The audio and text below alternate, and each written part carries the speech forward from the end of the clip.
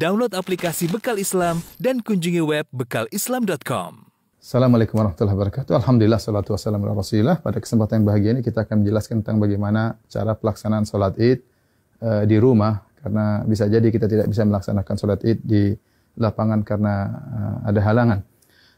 Para ulama, jumhur ulama berpendapat bahwasanya dibolehkan sholat id di rumah bagi orang yang tidak bisa menghadiri sholat id di lapangan. Sebagaimana diriwayatkan Imam Al-Bukhari rahimahullahu taala bahwasanya Anas bin Malik radhiyallahu taala anhu pernah salat di rumahnya, fajama'a ahlahu wa banihi, maka dia kumpulkan istrinya dan anak-anaknya, kemudian dia menyuruh budaknya untuk menjadi imam.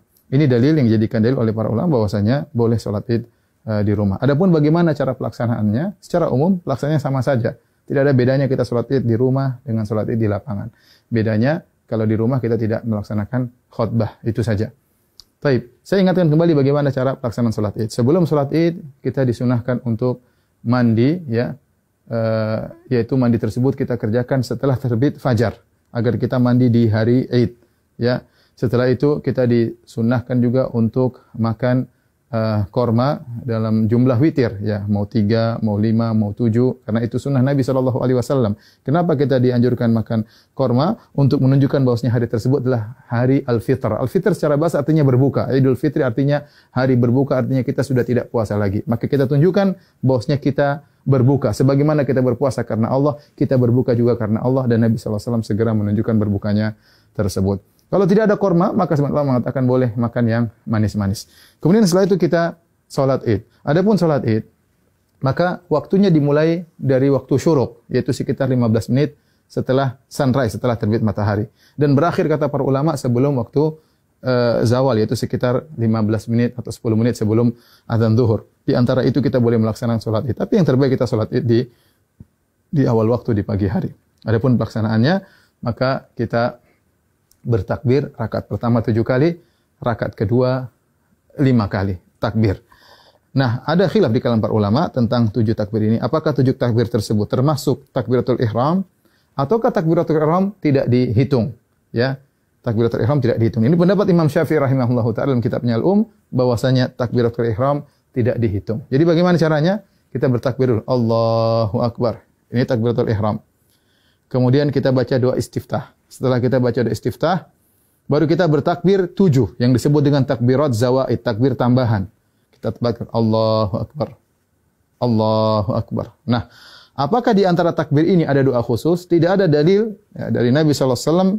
Nabi pernah disebutkan membaca sesuatu di antara takbir-takbir tersebut. Oleh karenanya, pendapat mazhab Maliki tidak ada bacaan. Namun sebagian ulama berpendapat boleh membaca sesuatu seperti mazhab Syafi'i. Kita boleh bertakbir, boleh bertahmid, boleh bertahlil di antara takbir-takbir tersebut.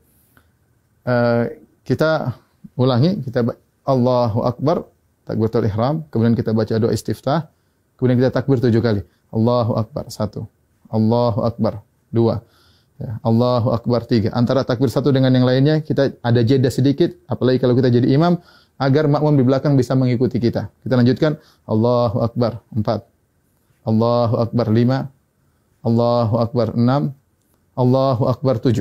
Setelah itu kita ta'awudz, kemudian kita baca Al-Fatihah. Setelah baca Al-Fatihah, kemudian kita baca surat. Nah, surat ini kita bisa baca, disunahkan baca surat Sabbihisma Rabbikal A'la, atau kita baca surat Qaf, ya. Salah satunya sunnah, seandainya seorang baca surat yang lain juga tidak jadi masalah. Setelah kita selesai baca surat, maka kita ruku, Allahu Akbar, ya, seperti biasa. Kemudian kita sholat, sampai kemudian kita pada rakaat, mau naik ke rakaat kedua, tatkala kita sujud, ya, kita sujud, kemudian kita mau bangkit ke rakaat kedua, maka kita bertakbir. Allahu Akbar. Ya. Nah, takbir dari sujud menuju ke rakaat kedua namanya takbir al-intiqal. Yaitu takbir perpindahan dari satu rukun ke rukun berikutnya, dan itu tidak dihitung, tidak dihitung. Nah, rakaat kedua kita bertakbir 5 kali. Takbir tadi enggak dihitung, kemudian kita takbir lagi. Allahu Akbar. 1, Allahu Akbar. 2, Allahu Akbar. 3, Allahu Akbar. 4, Allahu Akbar. 5. Kemudian kita baca Al-Fatihah dengan jahar. Kemudian setelah itu kita baca surat, disunahkan kita baca surat Al-Ghasyiyah atau kita baca surat Qaf. Surat Al-Qamar, kita baca surat Al-Ghasyiyah atau kita baca surat Al-Qamar. Kalau tidak kita baca surat yang lain tidak jadi masalah. Kemudian kita selesaikan salat kita. Nah, setelah salat apakah ada khutbah? Jawabannya Anas bin Malik ketika mengumpulkan anak dan istrinya beliau tidak berkhutbah. Oleh karenanya asalnya kita tidak berkhutbah. Namun sebagian ulama seperti Ibn Qasim dari mazhab Maliki mengatakan jika berkumpul banyak orang maka ada yang berkhutbah maka itu baik. Tidak mengapa, tidak terlarang ya. Demikian tata cara singkat ini, semoga bermanfaat bagi kaum muslimin. Semoga Allah menerima ibadah kita. Wabillahi taufik. Assalamualaikum warahmatullahi wabarakatuh.